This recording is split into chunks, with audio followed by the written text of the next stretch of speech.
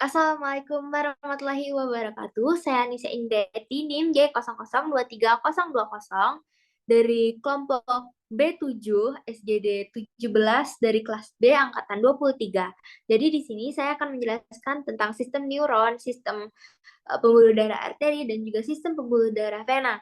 Nah, yang pertama, saya akan membahas tentang sistem pembuluh darah arteri terlebih dahulu. Jadi, pembuluh darah arteri ini adalah sistem peredaran darah yang mengalirkan darah yang kayak akan O2 dari jantung ke seluruh bagian tubuh. Nah, pembuluh darah arteri ini terdiri dari beberapa bagian yang terletak di bagian tubuh manusia. Di sini bisa dilihat di sini ada aorta, yaitu aorta ini merupakan pembuluh darah arteri terbesar yang berada di bagian atas organ jantung. Kalau karotid arteri yaitu yang berada di bagian dalam leher yang berfungsi membawa darah ke otak. Ini karotid arteri, ada bronchial arteri.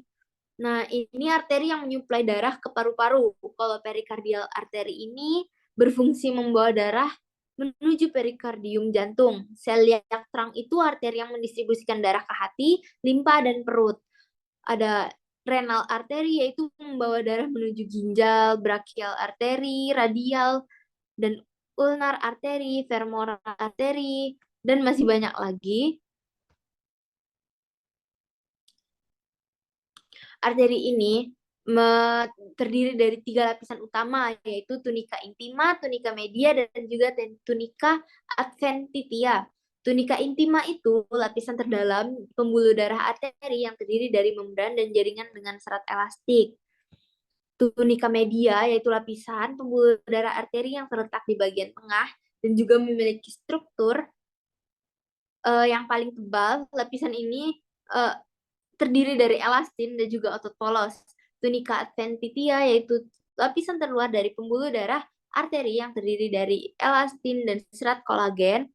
Nah, di sini ada juga gambar pembuluh arteri di tangan dan juga di kaki. Nah, jadi darah yang dibawa oleh arteri ini mengandung banyak oksigen, nutrisi, dan hormon yang diperlukan oleh organ dalam tubuh agar dapat bekerja dengan optimal. Nah, yang selanjutnya saya akan menjelaskan tentang sistem pembuluh darah vena. Nah, sebelumnya saya akan menjelaskan dulu perbedaan tentang arteri dan vena. Meski sama-sama dikategorikan sebagai pembuluh darah, keduanya mempunyai fungsi yang berbeda. Jadi arteri ini bertugas mendistribusikan darah yang mengandung oksigen dari jantung ke seluruh tubuh. Sementara vena itu berfungsi membawa darah kembali ke jantung. Nah, ini dia vena di tubuh kita. Jadi vena ini adalah salah satu jenis pembuluh darah dalam tubuh manusia. Nah, dia biasa disebut dengan pembuluh balik karena dia membawa darah yang sudah disebarkan kembali ke jantung. Vena ini merupakan pembuluh darah yang berada dekat dengan permukaan tubuh, jadi dia bisa terlihat dari kulit kita yang berwarna kebiruan dan juga bercabang. Vena ini terdiri dari 2 jenis. Nah, yaitu ada terdiri dari beberapa jenis pembuluh darah, ada 4, yaitu vena cava, vena pulmonalis, vena superficialis, dan vena dalam. Kalau vena cava yaitu pembuluh darah vena yang membawa darah dari seluruh tubuh ke bagian serambi kanan jantung. Kalau vena paru-paru atau vena pulmonalis membawa vena yaitu pembuluh vena yang membawa darah kayak oksigen dari paru-paru ke serambi kiri jantung. Ada vena superficialis yaitu pembuluh balik yang berada dekat dengan permukaan tubuh dan terlihat dari permukaan kulit. Ada juga yang terakhir yaitu vena dalam. Vena dalam ini pembuluh darah vena yang menyertai arteri dan dilapisi pembungkus vena dan arteri. Nah, selanjutnya saya akan membahas tentang sistem neuron pusat. Nah, di sini ada struktur dari neuron, ada dendrit, soma, nukleus, akson, myelin, squamcell, sama nerve ending.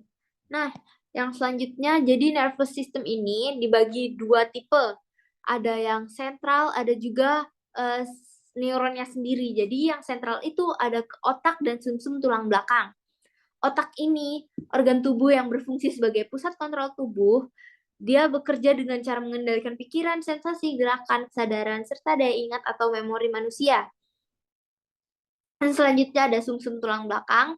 Nah, bagian tubuh ini terdiri dari sekumpulan serabut saraf dan yang berfungsi untuk menghubungkan otak dengan bagian tubuh lain melalui batang otak. Nah, yang selanjutnya neuron sendiri nih, itu adalah bagian unit kerja dari sistem saraf pusat manusia yang saling berkomunikasi dalam menghantarkan impuls saraf dan menghasilkan respon.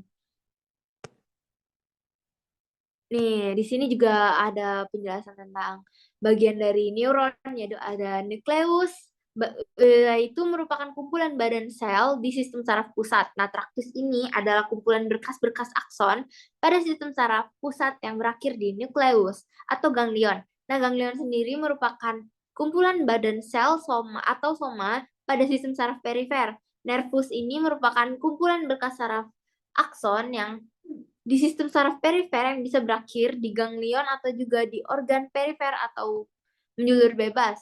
Nah, yang terakhir ada plexus, yaitu anyaman nervus di perifer. Slide selanjutnya yaitu ini ada jenis-jenis sistem saraf. Jadi sistem saraf ini terbagi menjadi pusat dan perifer.